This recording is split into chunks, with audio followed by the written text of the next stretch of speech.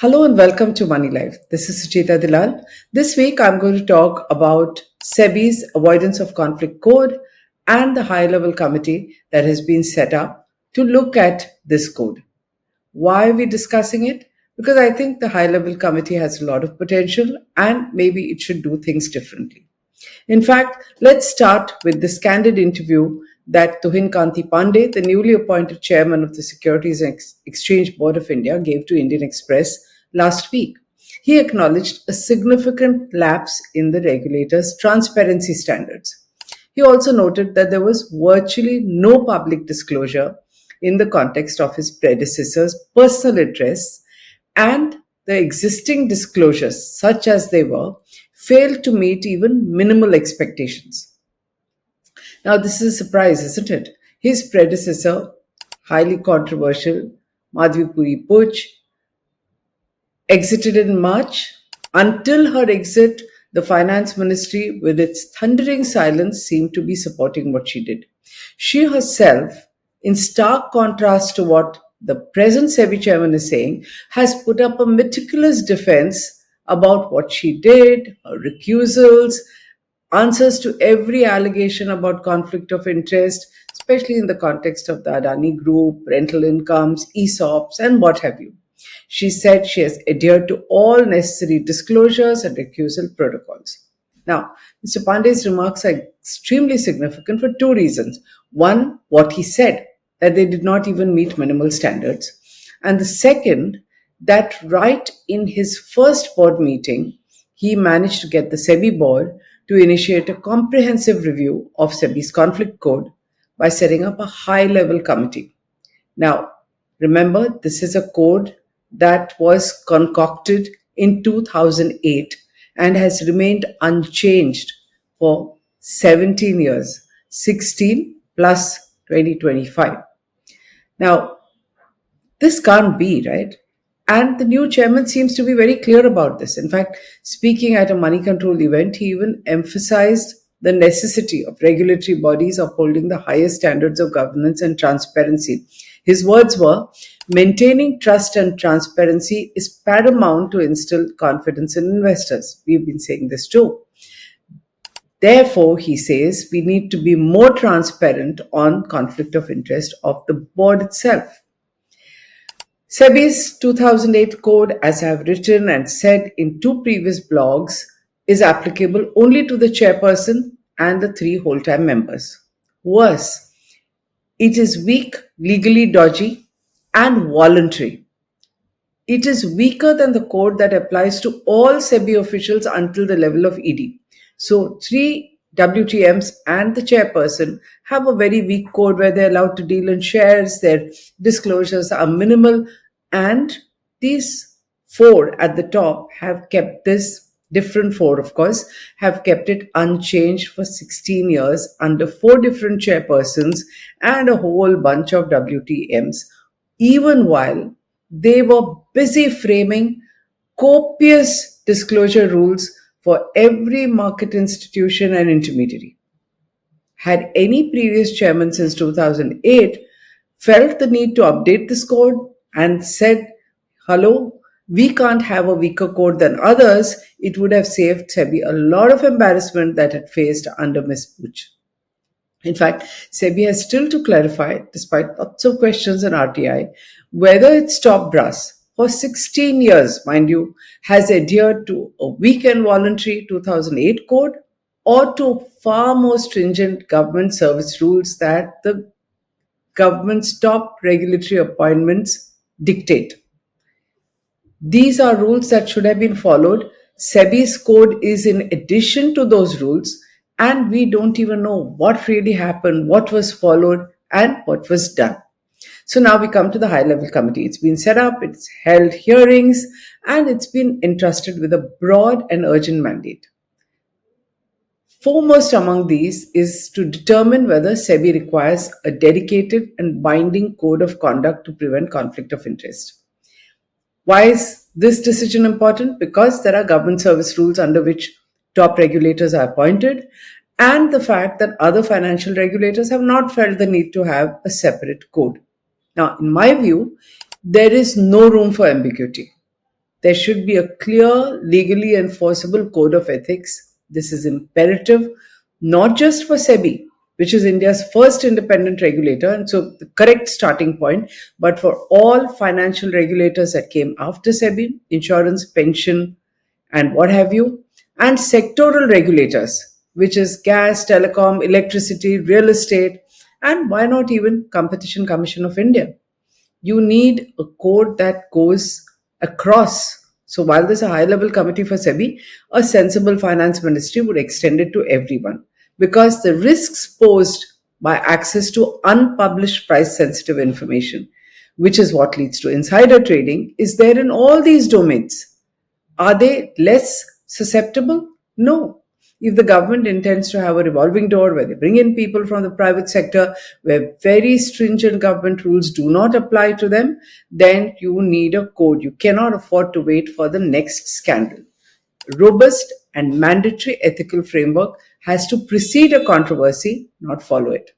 So the high level committee is there. It is an opportunity to craft a model code of ethics which can be adopted by SEBI, or it can function under standalone framework under a dedicated separate legislation. This would be like the Ethics in Government Act, which the United States of America has. In fact, the US Act has sets out very clear boundaries regarding permissible investments, income sources for those in fiduciary roles. It mandates the divestment or transfer of certain assets into blind trusts to eliminate conflict of interest, and it has a process of investigation when all this fails or where there are complaints. India needs similar clarity. In fact, the dubious clause in SEBI's 2008 code, which permits senior officials to deal in shares, has to go. Substantial equity investment should either be frozen or liquidated and has to be put in blind trust. Employee stock option plans, ESOPs, which was another controversial point with Madhvi Puri Buch, must be encashed prior to assuming a regulatory post, and violations of the code should automatically trigger an investigation. This institutional framework for such an investigation has to be predefined by the high level committee. It should have clearly defined penalties, including dismissal whenever warranted. Crucially, the code has to expand the financial interest covered. It cannot be just the spouse and dependent children, which are usually minors. It cannot be as weak as that. It should cover investments held through trusts, discretionary family offices, or affiliated entities so that there are no loopholes in disclosure and enforcement.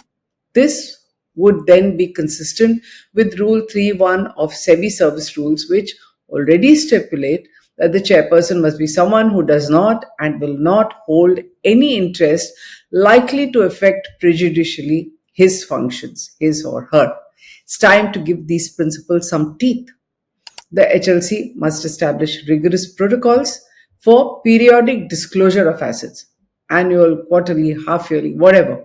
Mandatory recusal, how it will happen in the event of conflict.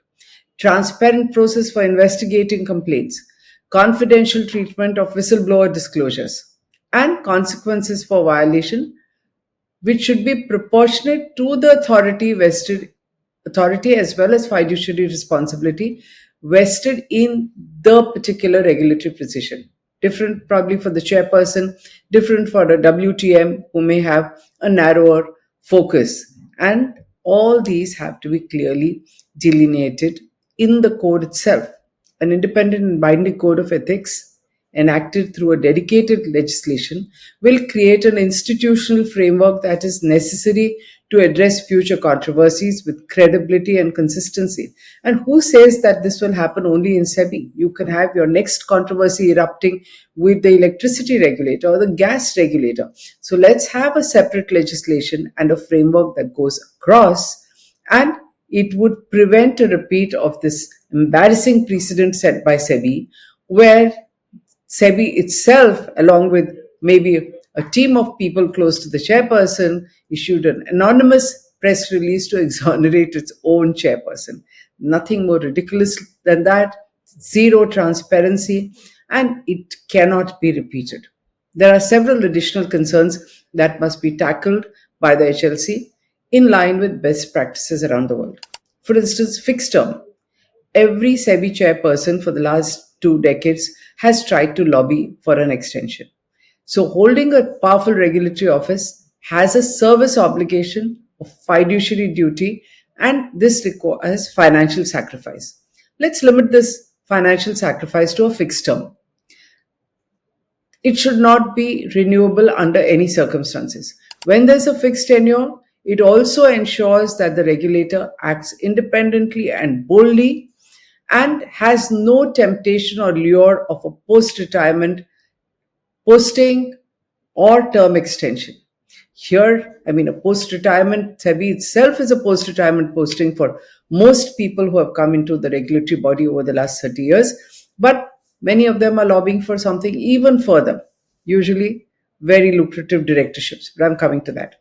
In India, it's an open secret that appointments have industry lobbies who use their influence with governments and politicians, and this only happens when there is a quid pro quo. Fixed tenure removes at least one end of it. You got your position, God knows how. There is an appointments committee. We have seen over the years that the names suggested by them don't necessarily get appointed. Sometimes it's others. That is no transparency, but at least at the end of it, after fixed tenure, you're not tempted to use influence again. Then a cooling off period. Conflict code must have a statutory cooling off period of 1 to 2 years before senior regulators can accept positions with regulated entities or take up lucrative independent directorships and chairmanships. Especially when these regulated entities have entered into a settlement with the regulator, it should require prior permission and disclosure, which is transparent. Now, let's look at related persons. Like I said, it can't be just family and dependent children. It has to expand at least on line with what SEBI requires from independent directors of listed companies or what all of us are required to disclose under tax laws, especially for businesses. SEBI's failure to update its own disclosure norms for 16 years while making rules stricter and stricter rules for other market participants is a glaring omission. No one's questioned them. In fact, every SEBI chairperson for this period from 2008 onwards bears responsibility for perpetuating what I would call double standards. Now let's look at the recusal policy. Clear protocols are essential. When there is a conflict, how the declaration happens, the fact that they abstain from related discussions and decisions has to be recorded in some fashion and minuted by the board of directors. The nature of conflict and the reason also must be mentioned, and at least a summary of these cases should be available in SEBI's annual report and published on its website. This is critical because SEBI is a chairperson-led organization. The chairperson decides on lucrative postings, foreign junkets, and what have you, so has tremendous influence on staff and promotions. So weak safeguards will not work. It breeds internal dissent, politics, and a toxic culture, which was happening because you saw that SEBI for the first time had officials coming down and protest. And this undermines SEBI's credibility and effectiveness. So if the high-level committee does its job well and its recommendations are up to the mark, it could become a turning point in India's regulatory governance. In fact, I'm saying the high-level committee appointed by SEBI is great. Let's elevate it further. Let's make these recommendations applicable to all regulators. Let's hope that it suggests a separate legislation under which all regulators will follow a code of ethics that is common to everybody. This is an opportunity to set a precedent, not just for SEBI, but for all regulators. A robust and legally binding code that addresses conflict of interest, cooling periods, recusal protocols, asset disclosure would anchor regulatory credibility in a time of eroding public trust. The alternative is terrible. Institutional drift, maybe not at SEBI, maybe at another regulatory body, and embarrassment. And the embarrassment is always to the government and power because clean chits issued in anonymity, if they happen somewhere else, the buck stops with the government. And India's market architecture definitely deserves better. India's regulatory architecture deserves better. We cannot boast about our GDP if we don't have proper rules in place on par with the best in the world. So, this HLC must deliver. If you agree, please share this video and think about it. Unless we put pressure on the government to make change happen, it doesn't. Thank you.